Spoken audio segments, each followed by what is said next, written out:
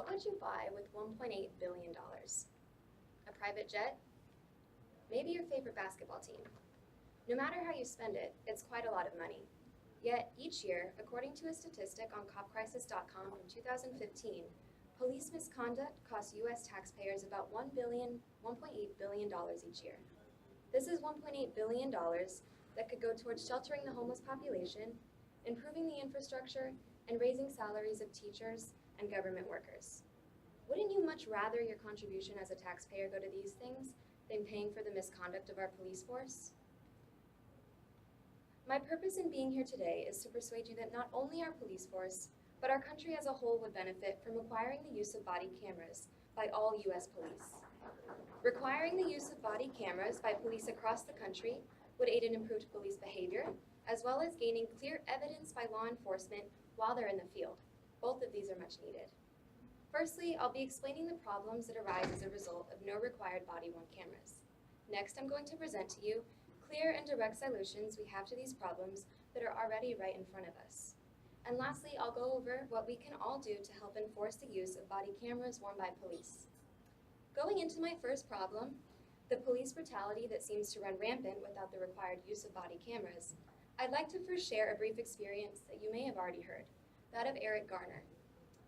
Eric Garner, on July 17, 2014, New York City police officers approached him on suspicion of illegally selling cigarettes. He told the officers he was tired of being harassed and that he wasn't selling any, yet the officers still found it necessary to arrest him. Then, according to one article on MSNBC.com from August 5, 2014, Officer Pantaleo put Garner in a chokehold, which is prohibited by the NYPD, and brought him to the ground while several other officers surrounded them. And finally, as we see on video recorded by a bystander, after 15 seconds, Pantaleo removed his arm from around Garner's neck, but that was far from the end of it. He then used his hands to push Garner's face into the sidewalk. In the video recorded, we hear Garner say, "I can't breathe," 11 times while lying face down on the sidewalk. Not one officer tried to intervene, and in the 7 minutes that Eric Garner spent unconscious on that New York City sidewalk, not one officer tried to resuscitate him. He died in the hospital an hour later, leaving behind his wife and 6 kids, the youngest being 3 months old at the time of death, according to an article on SI Live posted on July 18, 2014. As emotionally gut-wrenching as this story is, it does continue to serve several purposes today. White House Press Secretary Josh Earnest stated that there might be a difference in the way that police officers confront these kind of situations if they know that they are being filmed. And if they're wearing a body camera, they obviously know that their interaction is being filmed. In the Eric Garner situation, although the police may have seen the cell phones recording them as the brutality occurred, if they had been trained to know that each of their movements and actions would be recorded for all to see before the ordeal started, the outcome would have most likely been much less drastic. Now on to my second problem. The case is left unsolved because of a lack of video evidence.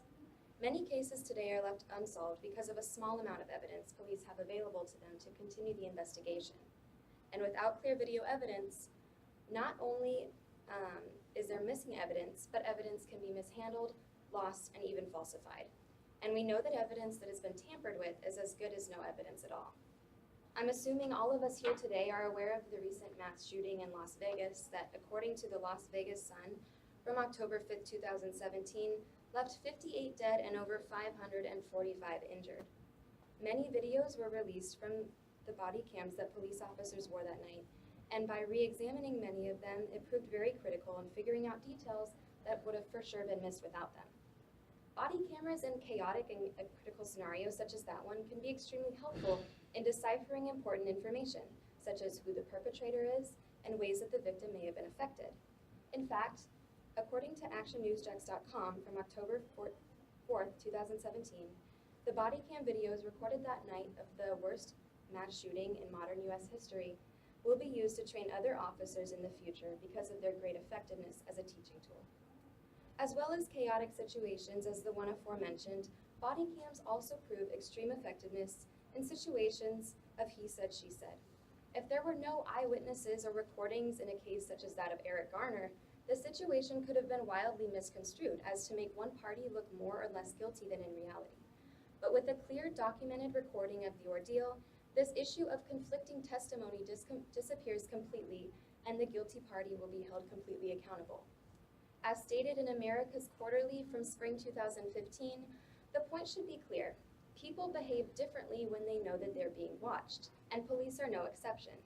Officers wearing body cameras will be less aggressive and more respectful when they interact with members of the community. But what can we do? Is a country where every police officer is equipped with a body camera that far from reality? Probably not as far as you think. On the screen is the contact information of 2 of our state senators. To have a share in the spreading of the use of body cameras on police across the country, you can send them a brief email or call them stating what you've learned here today and why you're now convinced that police in the United States should be required to wear body cameras.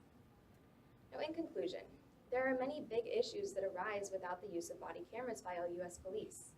2 being the police misconduct that runs rampant today, and the lack of evidence without body cam video recordings. The solutions to these problems are relatively simple. Enforce laws that require the use of body cameras and train police officers to be aware that they are being filmed the entire time they're out in the field. And then see the results. Improved police behavior across the board and more evidence to solve cases and reduce conflicting testimonies. Wouldn't you like to see that $1.8 billion go to something other than paying for the misconduct of our police officers? Well, then I think we can agree we have the solution right in front of us: body cameras.